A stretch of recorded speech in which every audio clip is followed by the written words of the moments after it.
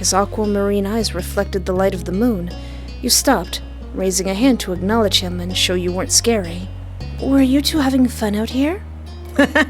He's good. I think I'm gonna marry him. Hello and welcome to my YouTube channel. I am Espoir David, and everyone who has suggested this game has told me that it's life-changing. Almost any time I hear somebody talk about this game, they tell me that this is like their #1 visual novel that they'll never ever forget, and that this character here is like at the top of their list of fictional husbands. So today I want to take my first step into our life, beginnings and always. Summer in Sunset Bird was a special time of year. Your usually sleepy town began to bustle. It was a popular tourist destination, with people coming from all over to enjoy the beach, the weather, and the relaxation that came with both. The smell of the ocean, crisp and salty, hung in the air, bringing 3 whole months of schoolless vacation with it. During the summer, your moms didn't like you to wander too far outside of your neighborhood, so you knew the area pretty well. That included the people. Families came and went from Sunset Bird, but they mostly stayed and did what your mom called putting down roots. They built businesses, they got to know each other, and they definitely said hello to the nice young kids who waved when passing their stores. Going for a walk around town mostly meant that the familiar, friendly residents waved, or asked how your family was, or most often just said hello. You ended up saying hi to a lot of different people, since most of the tourists that came and went every summer were the same ones. Yeah, I say hello to strangers all the time. You enjoyed learning all about where they were visiting from, and hoped to visit those places one day too. But today, there was a man sitting on the curb outside your house. He was sitting with his head in his hands, his whole body slumped over. And you wondered if he was even a real person, or a statue that had magically sprung up from the ground overnight. Whoever or whatever he was, you had never seen him before. One thing about knowing everyone in Sunset Bird was that people who you didn't recognize really stood out. It was rare for tourists to venture into the residential district, as your moms called it. So for you, not knowing who a total stranger was set off a lot of red flags. Your moms had to talk with you and your big sister Lizzie about this kind of situation before. Yeah, they mentioned that some people aren't good to talk to, but other types of people can help you even if you don't know them. You weren't sure about this man yet. Yeah, I want to help, but what are you doing in front of my front door, Buster? Still, you felt a bit scared knowing that he was blocking the way to your front door. You slowed down, your mind racing for ideas on how to get past him unseen, but it was too late to escape. There was a split second where your eyes met, and you took in a shaky breath, your eyes darting to the sky, pretending to stare at a bird who was hovering nearby. Hey! His voice startled you and made you jump, but still you didn't look at him. The bird landed on top of a nearby gatepost, and its black feathers ruffled against the gentle breeze. Trying to keep your eyes on it was tough, especially when the man stood up and started to make his way towards you. Sir? Sir, listen. I've got 30 years of pent-up rage. Even if I'm a child at this point, I have 30 years of past life pent-up rage. Still unsure about him, but willing to be friendly, you offered the stranger a smile. Just know that if you try to get me, I'm gonna bite you. The man gives a grin of his own back. Oh, do you live here? What's your name? You looked the man up and down, taking in his tanned skin and relaxed appearance. At least his clothes were relaxed. The way he was acting wasn't. He had sharks on his shorts, oh neat, and a stingray tattoo, and you wondered if he was obsessed with the ocean or something. While you made your assessment, he looked at you expectantly, waiting for you to answer his question. I'm not gonna tell you where I live and who I am. You continued to say nothing. Stranger danger. If you do. He rubbed the back of his neck uncomfortably, giving you a small smile. That. He reached into his pocket and pulled out a clean $20 bill. It crinkled in his hand as he held it up to you. Even more confused than before, you looked back at him. Well. Could you do me a favor? Nothing bad. Sorry. I should have... Let me start over. He cleared his throat and stood up straighter. From where you were standing, it just made him look creepier. I have a son. His name is Cove, who's about your age. Oh yeah, is Cove a beach term? You chewed the inside of your cheek. This guy was definitely obsessed with water. He wasn't the only person like that in Sunset Bird. We moved in across the street, see? He gestured toward the house that had been empty for a year, his watch catching the late afternoon sunlight and reflecting off the walls. Wait, are you gonna pay me to be friends with your son? $20 is $20. The gigantic for sale sign was finally gone. You must be Espoir du Vide, right? I met your moms earlier and they told me you were 8, just like him. So... He shook the $20 bill to bring it back to your attention, a hopeful smile tilting his lips at the corners. Can you try to be friends with the boy? Just give it a chance and you can keep this. He's a good kid. You'll like him. But you've gotta keep it a secret too, okay? It wouldn't be friendly to say his dad sent you. Yeah, I feel bad for him. You gotta come out here, you gotta be creepy in front of a child's house, and pay them $20 to be friends with your son. I feel bad for the kid. And you're his father? This definitely wasn't the normal way kids made friends. You knew that. What do you say? Want to make a deal? You ran away? You didn't want the money? You took the bill? Now listen. Who knows if he actually does have an 8-year-old son named Cove? In real life, don't trust any of this. I stand by the rule, an adult never needs a child's help. But I'm going to take that money. $20 is $20. You carefully plucked the bill from his outstretched hand, grinning at the thought of what you could do with that much cash. I mean, I'm 8 years old. I'm practically a millionaire.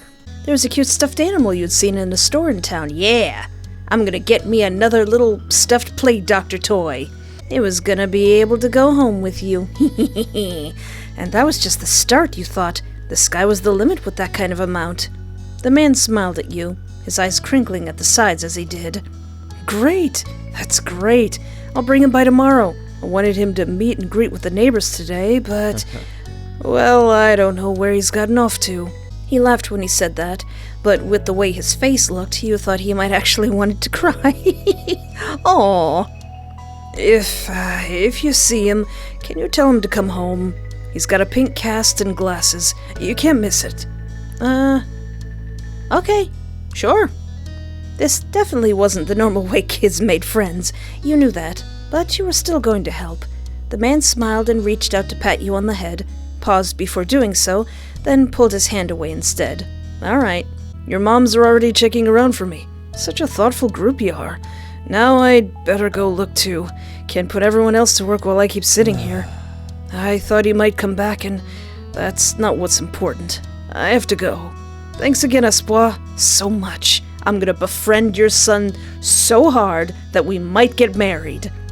He jogged off down the street, without another word. You decided to check the hills behind your house. Ooh. Step 1. First sight. Ooh, this is pretty. The chirping of crickets in the tall grass greeted you, quiet and familiar. From the top of the hill, you could see the ocean. As you walked, you listened to the crash of the waves on the shore and the seagulls squawking as they settled down for the night. Oh, yeah, you've always loved the ocean. It was so much fun, even though I'm slightly terrified of it. Sometimes Lizzie would join you, the two of you splashing each other in the waves. Those were the best days. You took in a deep breath. You wanted to try to relax, and couldn't. You weren't sure what, but something told you that you weren't alone, so you glanced around. Aww. There was a boy sitting at the top of one hill, almost completely hidden within the long grass and white flowers surrounding him. Aww. He looks so sad. He looks like his dad has to go around giving $20 to strange 8-year-olds. His head was buried in his knees, staring ahead of himself. For whatever reason, probably just that he wasn't paying attention, he hadn't noticed you yet. You watched him a minute longer, feeling a little bit like you found a deer in the wild, though deer didn't have green hair. I mean, if a deer did have green hair, that'd be a pretty sick deer. But this new boy did. You watched as it fluttered softly around his face in the breeze, After a few more seconds, you took a step forward, then another. And then he glanced your way. His aquamarine eyes reflected the light of the moon. You stopped, raising a hand to acknowledge him and show you weren't scary. Hi. With a start, he jumped to his feet, his hands balling into fists at his side. Aww! He didn't say anything, just stared at you in a strange way. Aww. He's been crying. There were traces of tears on his cheeks and his knees, soaking the hem of his shorts, and his eyes were still shining with a few more. You'd obviously caught him off guard. Why are you out here crying? His pink cast seemed to glow in the twilight, though when he caught you staring at it, he hid his arm behind his back. Something the man earlier had said stuck out to you. Cove? Ah. Eyes wide, he studied you. How'd you know that? You touched the money in your pocket, feeling it crinkle beneath your fingertips. I am all-knowing. That's a lie.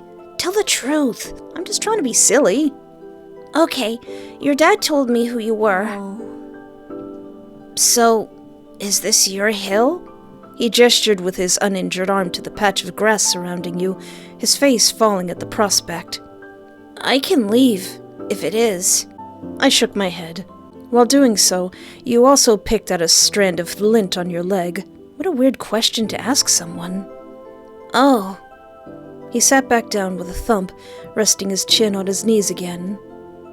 Curious about the strange new boy with the odd dad, you sat on the patch of grass next to him. The pure white flowers that covered this hill rocked back and forth gently as the stars twinkled above. The way they dotted the sky made them seem like flowers too. Oh! The night wind was cool as it traveled over the ocean and up the hill, chasing away the heat from the afternoon sun. Why are you over here? A quiet hiccup escaped Cove as soon as you asked the question. Almost like they'd never stopped, his tears started up again with a vengeance. Are you sad because you had to move? My parents. They don't want to live together with me anymore. The tears fell fast and heavy over his flushed cheeks, sticking in his dark lashes. My mom made my dad leave, and he took me with him. And now we have a house here, and I want to go home. This outburst took you off guard. By the time he was done wailing, Cove's chest was heaving with exhaustion. He sniffled and removed his glasses, wiping at his eyes with the back of his hand before he put them back on again. I hate this place. I want my real life back. I want my mom. I'm sorry. He slipped his hands underneath his glasses and pressed his fingers against his eyelids. Cove wound himself up again for another long crying fit. You felt bad for him, being forced to come here with no choice. You couldn't imagine what it would feel like to live with only one of your moms, but it must be pretty hard. But from way off in the distance, you heard your parents. Espoir! Cove? Kids, where did you go? Cove looked at you, tears still clinging to his cheeks. Don't tell them we're here. I want to go home. I don't want to go back to that house. I want to go home. Don't worry, it'll be okay. They'll never find us. You were struck by a sudden need to reassure Cove. It's not going to be all fun, but isn't he your family too? Yeah, I guess. Then you can count on him when you really, really need him. You shot him a grin and pushed yourself to your feet. Slowly, Cove stood up with you, still looking a little reluctant. His dad's voice rang out again. Cove, can you hear me?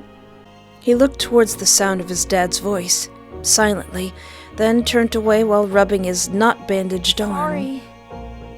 I still don't want to go. I will wait silently with him. Yeah, I get it. You do? Before you can answer, you heard Cove's dad, even closer than before.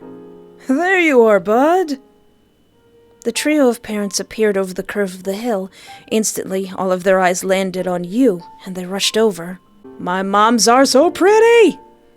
Both of your moms were at your side in a split second, faces filled with worry. Espoir, you're here after all. We had been at the park to check for Cove and then heard what happened earlier when you met the new neighbor. I thought you might have gone off further away. We're okay. Don't worry. Thank God you're both fine. Were you two having fun out here? You looked over at Cove, who was wiggling against his dad's tight hug and pushing at his arms. He's good. I think I'm gonna marry him.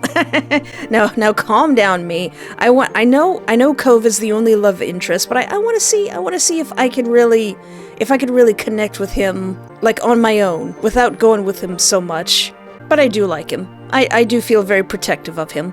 Yeah, I like him. You nodded, smiling slightly. Finally letting go of his squirming, scowling son. Oh, he's so mad. Cove's dad turned to the three of you. That's a relief. Thanks very much for finding him. I really don't know this neighborhood. Good thing Espoir knows this whole area so well. Absolutely. We should be getting home now. It's been a long day for us all. Say goodbye, Cove. Bye, Cove. The two of them walked off into the darkness, heading towards the neighborhood. You watched Cove's bright pink cast until it disappeared. Tell you what, we'll have a proper playdate tomorrow, okay? Your new friend's dad wanted to bring him by to see you and Lizzie. How does that sound? Can I show him my stuff? Can I show him my anime? Of course. Then, okay. Both of your moms laughed, the sounds overlapping into a warm, familiar chorus. Mommy put her arm around your shoulder and led you towards the path. Satisfied and more than a little ready to go to bed after your long, exciting day, you followed them home. Choose your feelings for Cove. Oh, neat. This is how you feel towards Cove for this step. It can change in later steps. Oh, okay. Direct, relaxed. Where's protective? I'm a little bit nervous, because he seems like a really standoffish, so I don't know if I'm going to try to befriend him, and he's not going to like me, but he's pretty cute. I am pretty interested in him. Begin step 1 at nervous fondness. Yeah. Like kind of watching him from the corner and lurking, like, oh, there's Cove. Oh, he's pretty cute. I wonder if he'll be my friend. At the breakfast table the next morning, you finished your food faster than normal. Your sister Lizzie had run out earlier to go play, but you stayed put. This place is nice. Today, just like your moms had promised, Cove was coming over to hang out. Ready to see your new friend again, Espoir? You nodded, smiling slightly. Oh, is it because I'm nervous? That's what the achievement was. How sweet. How sweet. I'm so happy he moved in. With that said, are you done with your breakfast? Your bowl was entirely empty, so you nodded. Good job. He should be here soon. Cleanup began, and then, on cue, there was a knock. It was hesitant, like the person wasn't sure they were in the right place. Still loud, though. We need to get a more obvious doorbell. I know. Espoir, could you get it? Wiggling out of your chair without really pushing it back, you made your way to the door. Hey, Duvid family! Thanks for having us! Mr. Holden, as your moms have called him, and his son were here. Cove looked different in the bright lighting of your living room, and when he wasn't crying. With his dad standing in front of him and Mom and Mommy behind you, you and Cove looked at each other. Pleased to see your new friend again, you smiled at Cove. He smiled back with some hesitation. Oh, do you want to see my room? Okay. Take care. Let us know if you need anything, you two. Have fun, kids. See you later, son. Play nice. Oh, do people still do that? Like, just putting cats and a kitten in the same room and just be friends, and then they just leave? You led him to your room, puffing out your chest a little bit at the sight of your treasures. There were lots of stuffed animals, a cool bed, and a window to look out. It was a great room.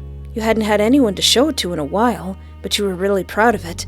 Just don't look at this one Plague Doctor plushie that I got for being paid by your dad to meet you. He leaned in a little closer to one of your drawings on the wall. I like this. I drew it. Cool. You smiled at him. You were proud of that particular piece of art, and you were glad he noticed it. He turned to look around the room a little more, studying the books on your desk and the pictures on the walls. Yeah, I do feel kind of awkward. Like, I'm just standing here, he's just kind of looking around. You felt the atmosphere was kind of awkward. You wanted to say something, but didn't know what, so you let him keep looking. Then his eyes landed on the tiny box of beach things you'd collected, tucked away by your door. He took a step towards it, before hesitating and pointing at it instead. What's that? A hoard of stuff I found on the beach. Oh. Do you have any driftwood in there? Dragging the box into the middle of the room, you and Cove flopped down next to it. Oh, I would love to live by the beach and just collect shells and stuff. Yeah. You gestured to a piece at the bottom, still covered with specks of sand. Neat. This is a good collection. You got the sense from the tone of his voice that he wasn't just saying it to be nice, or to be like Shiloh. He actually meant it. Ah, Shiloh is coming over. Shiloh? My sister's friend. He wants to, meet you. Do I have to see him? It'll be okay, I think. Here, I found this shell in a log and... You pulled out seashell after seashell, explaining where you'd gotten each one and holding them up against the light. There were big ones, small ones, pink and purple and orange. Ooh. Most of them you washed off in the bathroom sink when you brought them home, cleaning off the sand. Aw, the collection was so huge and varied that you had lots of funny stories to tell for all of them. Apparently fascinated, either by the stories or by the shells themselves, Cove listened with what looked like the full force of his attention. Like when you almost got pinched by a hermit crab while searching for shells, and after watching him scuttle back into the ocean, you found another empty shell that was almost a twin to its home. It was a new experience to be the center of such dedicated focus. But Cove hadn't been mean to you, so you didn't mind. You smiled at him every now and then, while showing him your collection. Kids, come down to the living room. You could tell the idea was making him unhappy, but Mommy wasn't giving you much of a chance to hang around. Cove hadn't been like this meeting you. You guessed it was because he thinks you found each other by accident, not that a parent made it happen. Mr. Holden must be right that telling Cove his dad was part of that would be a bad idea. Are we both going to be like married and 90 years old and then I'm finally going to tell you, like, you know, your dad gave me $20 so that I would hang out with you? Before you knew it, you both were escorted downstairs and deposited into the living room, ready for Shiloh's visit. The two of you sat side by side on the floor of your home's entryway. I brought up the box of shells. I want to keep looking at them. Okay, but be careful. I will. You weren't sure if you could trust someone else with your treasures yet, so you stayed next to him while he opened the lid and peered inside. Cove reached in and pulled out a big orange shell. Oh. Like he hadn't spoken aloud yet, he turned to you and held it up, his eyes shining. I think this one is the best of them. You know what? If you like it so much, then it's yours. You can take it. Cove looked at you in surprise, his eyes going wide. Really? Look, I got shells coming out of my ears. I got shells on shells on shells. I'm not gonna be missing one. Sure, you like it a lot, right? Uh-huh, but I don't want to take it from you. It's okay. You got the impression he was hesitant to accept something because he didn't know you very well. You insisted. It's a gift. It's a new friend gift. No, it's okay for you. You pushed the shell against Cove's chest, willing him to receive the present, but Cove firmly shook his head and kept his arms tightly at his side. It was a battle you couldn't win, at least not today. Cove was your neighbor now. Maybe you could give it to him another time. I'll remember that, Cove. The two of you were still sitting on the floor looking through your collection of beach findings when the doorbell finally rang. Cove jumped, startled by the sound. Since the person hadn't knocked, you figured it was probably Shiloh. He knew where to look for that. Lizzie's friend? You nodded, but that didn't seem to make Cove feel better. How old is Lizzie? It was already obvious that Cove didn't hide his feelings well. You could tell what he was thinking right away. Aw, this isn't a good idea. I'm sorry, there's nowhere to go. He's at our only door, and if you go upstairs, he'll find you. Cove glanced around the room, his eyes wide, and finally paused with his gaze locked onto the back of the house. I can go out the window. He was already walking towards it. Scrambling to think of something to say, you stepped forward, then paused. That is a good, you want to break your other arm? Nah, I don't want him to be reckless. Shiloh is the least scariest person alive. Every single bunny rabbit is scarier than Shiloh. But I don't want to see him. I don't know him. I will encourage him. Trust me, you'll be okay. Okay. Shiloh poked his head into the living room. It was impossible to know for sure if he had heard what you'd been saying or not, but you guessed that he had. Hi. Oh, okay. Wait, is Lizzie younger than me? Oh, precious. Hi, Espoir. Hi, Cove. Cove shot you an uneasy glance. Hi. I'm Shiloh. It's nice to meet you. Yeah. Cove, be nice. You have a lot of freckles. Oh, right. I do. So what are you guys doing? We're looking at shells. Can I do it too? Cove shrugged, then looked back at your box of beach findings. What about that one?